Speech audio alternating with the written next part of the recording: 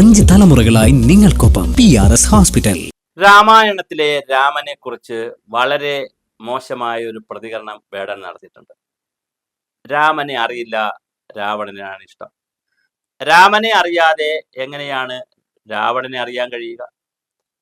രാവണനെ അറിയണമെങ്കിലും രാമായണം വായിക്കണമല്ലോ.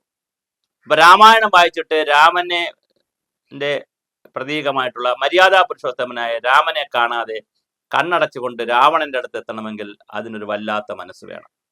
എനിക്ക് രാമനെ അറിയാം, രാവണനെ അറിയാം, അതിൽ ഏറ്റവും ഇഷ്ടപ്പെട്ടത് രാവണനാണ് എന്ന് പറഞ്ഞാൽ നമുക്ക് അതിലൊരു സതുദ്ദേശമുണ്ട്, സത്യസന്ധത ഉണ്ടെന്ന് പറയാം.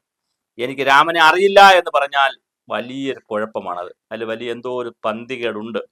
കാരണം വേടന്റെ സമുദായത്തിൽപ്പെട്ട തന്നെ ദളിത് സമുദായത്തിൽപ്പെട്ട രത്നാകരൻ, അദ്ദേഹത്തിന് ബോധോദയം ഉണ്ടായി, അദ്ദേഹം വാൽമീകിയായി മാറി. അതിനുശേഷം രാമായണം എഴുതിയത് നാരദമുനിയുടെ സഹായത്തോടുകൂടി നാരദമുനിക്ക് പറഞ്ഞു കൊടുത്തൊക്കെ ഇത് എഴുതിയത് വളരെ കൃത്യമായി ചില ധർമ്മവും സത്യവുമൊക്കെ ലോകം അറിയണമെന്നുള്ളതാണ്. നമ്മുടെ സനാതന ധർമ്മത്തിൽ തീർച്ചയായും ആദ്യകാലങ്ങളിൽ വന്ന് ഋഷീശ്വരന്മാർ പറഞ്ഞ ഋഗ്വേദത്തിലും യജുർവേദത്തിലും സാമവേദത്തിലും അഥർവവേദവും ഒക്കെ വഴി സത്യവും ധർമ്മവും നീതിയും ഒക്കെ ലോകത്ത് പറഞ്ഞിട്ട് അത് വേണ്ടത്ര ജനങ്ങൾ എടുക്കാത്തത് കൊണ്ടാണ് പിന്നെ വേദങ്ങൾക്ക് ഉപവേദങ്ങൾ വരുന്നത്. അത് കഴിഞ്ഞാണ് ഉപനിഷത്തുകൾ വരുന്നത്. ഇതെല്ലാം മാനവരാശി മനസ്സിലാക്കുന്നില്ല എന്ന് അറിഞ്ഞുകൊണ്ടാണ് ഇതിഹാസങ്ങൾ വരുന്നത്. നീതിയെയും സത്യത്തെയും ഒക്കെ ലോകത്തിന് മനസ്സിലാക്കി കൊടുക്കുന്നതിന് വേണ്ടിയിട്ടാണ് ഇതിഹാസങ്ങൾ എഴുതുന്നത്. ആ ഇതിഹാസങ്ങളിൽ വളരെ പ്രധാനപ്പെട്ടതാണ് രാമായണവും മഹാഭാരതവും. അതിൽ രാമായണത്തിലെ വളരെ പ്രധാനപ്പെട്ട കഥാപാത്രമാണ് മര്യാദാ പുരുഷോത്തമനായ സത്യത്തിന്റെ പ്രതീകമായ രാമൻ.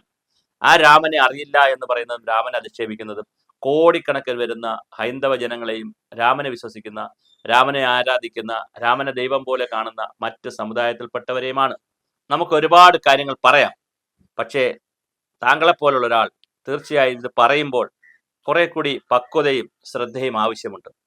താങ്കൾ ഒരു വശത്ത് പറയുന്നു യൂണിവേഴ്സിറ്റി തുടങ്ങും, അതിലൂടെ കാര്യങ്ങൾ ചെയ്യും, പാവപ്പെട്ട ആളുകളെയൊക്കെ പഠിപ്പിക്കും, നിരാലംബർക്ക് വീട് വെച്ചു കൊടുക്കും, ഒരുപാട് കാര്യങ്ങൾ പറയുന്നുണ്ട്. മറുവശത്ത് താങ്കൾ ഇത്തരത്തിലുള്ള വളരെ നിരുത്തരവാദപരമായ പ്രസ്താവനകളാണ് പുറത്തു പറയുന്നത്. ഒരു കാരണവശാലും ഭാരതത്തിലെ ജനകോടികൾ വിശ്വസിക്കുന്ന, അവർ ആരാധിക്കുന്ന രാമനെ തള്ളിപ്പറയുമ്പോൾ കുറച്ചുകൂടി ആലോചിക്കണ്ടേ? കുറെ കൂടി പക്വത ആവശ്യമില്ലേ?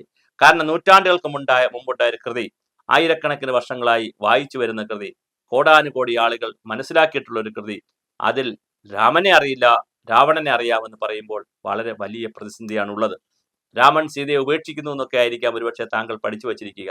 ഉപേക്ഷിക്കലല്ല, രാമനും സീതയും കൂടി ചർച്ച ചെയ്തതിനു ശേഷം നാട്ടിലുണ്ടായ ഒരു അപവാദ പ്രചരണത്തിൽ നിന്ന് രാമന്റെ സത്യവും രാമന്റെ നീതിയും രാമന്റെ സദാചാര ബോധവും ഒക്കെ ഉയർത്തിക്കൊണ്ട് പോവുക എന്നുള്ളത്, തന്റെ ഭർത്താവിന്റെ ഈ കാഴ്ചപ്പാടും കീർത്തിയും ഒക്കെ ഉയർത്തുക എന്നുള്ളത് ഒരു ഭാര്യയുടെ കൂടെ കടമയാണ് എന്ന് മനസ്സിലാക്കി കൂടിയാണ് സീത പറയുന്നത്, ഞാൻ ആശ്രമത്തിലേക്ക് പോയി നിൽക്കാം. അങ്ങനെ ലക്ഷ്മണനെയും കൂട്ടിയാണ് ആശ്രമത്തിലേക്ക് അയക്കുന്നത്. അപ്പോൾ ആശ്രമത്തിലേക്ക് ചെന്ന് അവിടെ താമസിക്കുമ്പോൾ തീർച്ചയായും രാമൻ കരയുന്ന നിരവധി രംഗങ്ങളുണ്ട്. രാമന്റെ സങ്കടം നമ്മൾ ഇതിനകത്ത് കാണുന്നുണ്ട്. ഒരു വശത്ത് മര്യാദാ പുരുഷോത്തമനും സത്യസന്ധനും ഇതൊക്കെ വേണ്ടി നിലനിൽക്കുമ്പോൾ തന്നെ മറുവശത്ത് ഏറ്റവും പച്ചയായ ഒരു രാമനെയും നമ്മൾ രാമായണത്തിൽ കാണുന്നുണ്ട്, പച്ചയായ ഒരു മനുഷ്യനെയും. ഇതൊക്കെ മനസ്സിലാക്കാതെ തീർച്ചയായിട്ടും യാതൊരു തത്വദീക്ഷയുമില്ലാതെ യാതൊരു വിവരവുമില്ലാതെ ഇത്തരം മഹത് ഗ്രന്ഥങ്ങളെ വിമർശിക്കുമ്പോൾ താങ്കൾ വിമർശിക്കുന്നത് ഒരു സത്യത്തെയാണ്, ഒരു സ്വത്വത്തെയാണ്, ഒരു ജനതയുടെ സംസ്കാരത്തെയാണ്. അങ്ങനെ ചോദ്യം ചെയ്ത് പോകാൻ കഴിയില്ല നമുക്ക്. തീർച്ചയായിട്ടും താങ്കൾ തിരുത്തേണ്ടത് തിരുത്തണം, പറയേണ്ടത് പറയണം, പാടേണ്ടത് പാടണം, അതെല്ലാം ശരി തന്നെയാണ്. പക്ഷേ തീർച്ചയായും ഇത്തരം പ്രതീകങ്ങളെ, കഥാപാത്രങ്ങളെ, മര്യാദാ പുരുഷോത്തമനെയൊക്കെ വിലയിരുത്തുമ്പോൾ കുറെ കൂടി പക്വത താങ്കളിൽ നിന്ന് പ്രതീക്ഷിക്കുന്നു. രാമനെയും തുലനം ചെയ്യരുത്. രാവണൻ എന്ന കഥാപാത്രത്തെ അവതരിപ്പിച്ചത് മറ്റൊരു കാര്യത്തിനാണ്, രാമനെ അവതരിപ്പിക്കുന്നത് വേറൊരു കാര്യത്തിനാണ്. അപ്പൊ ഇതൊക്കെ എന്തിനാണ് ഓരോരുത്തരെയും അവതരിപ്പിച്ചത് വാൽമീകി എന്ന് മനസ്സിലാക്കിയിട്ട് വേണം പ്രതികരിക്കാൻ. അല്ലെങ്കിൽ ഉണ്ടാകുന്നത് ആവശ്യമില്ലാത്ത പ്രതിഷേധവും വെറുപ്പും വിദ്വേഷവും മാത്രമായിരിക്കും സമൂഹത്തിൽ ഉണ്ടാവുക.